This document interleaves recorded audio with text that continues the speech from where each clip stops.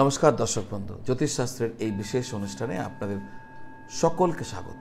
দর্শক বন্ধু, আজকের আলোচনা সামান্য অভ্যাস আর তার কারণে আপনি অসামান্য ফল পেতে পারেন। দর্শক বন্ধু, আপনারা অনেকেই যখন ব্যক্তিগতভাবে কথা হয় আপনারা বলেছেন যে শাস্ত্রীজি আপনি এমন এমন সব তথ্য নিয়ে আসেন যেগুলো আমাদের জীবনে করতে তেমন কোনো খরচ হয় না আর আমরা উপকৃত হই। যখনই আপনাদের কাছ থেকে এই ধরনের কমেন্ট আমি শুনতে পাই তখন আমার খুব ভালো লাগে, আর তখন আমার ইচ্ছা হয় এই ধরনের জিনিস আরও বেশি করে সংগ্রহ করার এবং আমার বিভিন্ন সাধুসঙ্গ করার কারণে, বিভিন্ন গ্রন্থ পড়ার কারণে, বিভিন্ন শাস্ত্র পড়ার কারণে আমি যে সমস্ত জিনিসকে আমার জীবনে সংগ্রহ করতে পেরেছি সেই সংগ্রহ থেকে যতটা সম্ভব আপনাদের কাছে আমি এই ভিডিও অনুষ্ঠানের মাধ্যম দিয়ে আমি নিয়মিত উপস্থাপিত করি। মাফ করবেন যদি আপনাদের তা কাজে লাগে।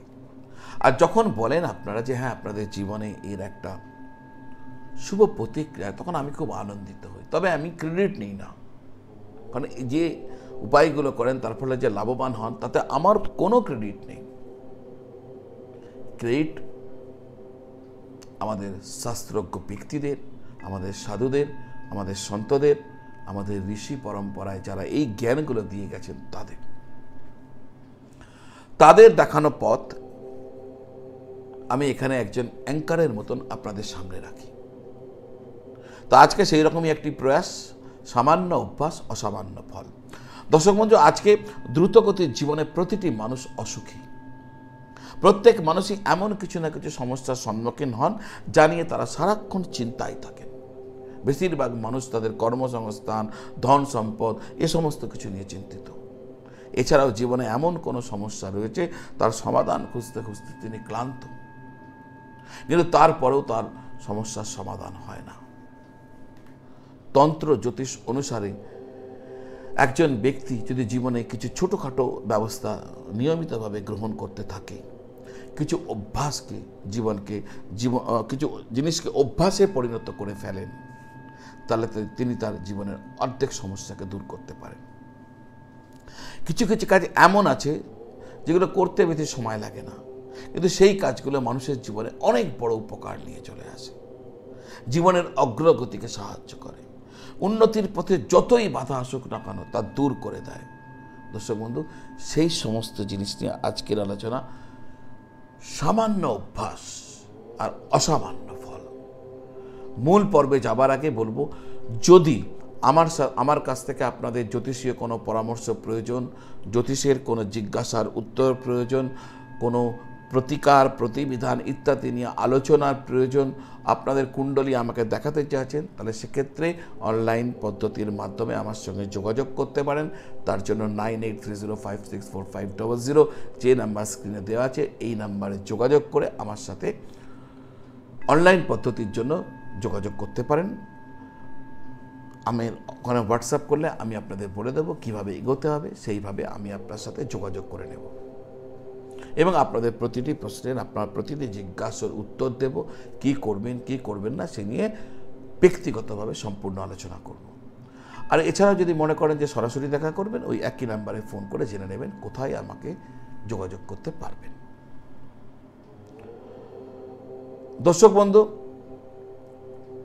আমি বলেছিলাম প্রথমে কিছু অভ্যাস, সামান্য অভ্যাস অসামান্য ফল। প্রতিদিন সকালে ঘুম থেকে উঠে দুটি হাতের যে তালু না এইভাবে রেখে দুটি হাতের তালু ভালো করে দেখুন, আর তারপর ওই হাতের তালু আপনার দুটোকে চুম্বন করুন, দুটো হাতের তালুকে, তারপর মুখে স্পর্শ করুন, ভালো করে হাতের তালু দিয়ে মুখকে স্পর্শ করিয়ে নিন। পৌরাণিক মান্যতা অনুসারে সামনের অংশে, হাতের তালুর সামনের অংশে দেবী লক্ষ্মী, মাঝখানে দেবী সরস্বতী আর কবজির দিকে ভগবান বিষ্ণু বাস করেন। তাই সকালবেলায় তালু দর্শন মানে আপনি দেব দেবী দর্শন করছেন, ভগবান দর্শন করছেন।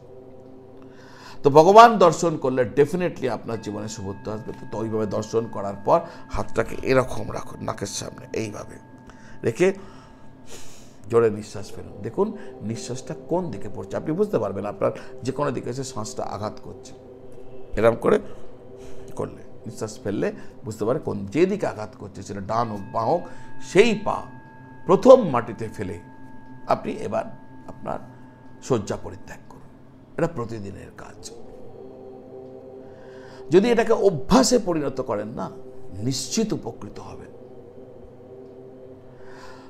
এরপরে আর একটা অভ্যাস, সকালে ঘর ঝাড়ু দেওয়া। সবাই ঘর পরিষ্কার করে, এই কাজটা সকালে করলে ভালো হয়। এমন বিশ্বাস যে সকালে যদি আপনি সকাল সকাল ঝাড়ু দেন, তাহলে দেবী লক্ষ্মী ঘরে আসেন। তবে হ্যাঁ, ঝাড়ু দেওয়ার আগে চৌকাঠে অবশ্যই জল দিয়ে দেবেন। জল ছড়া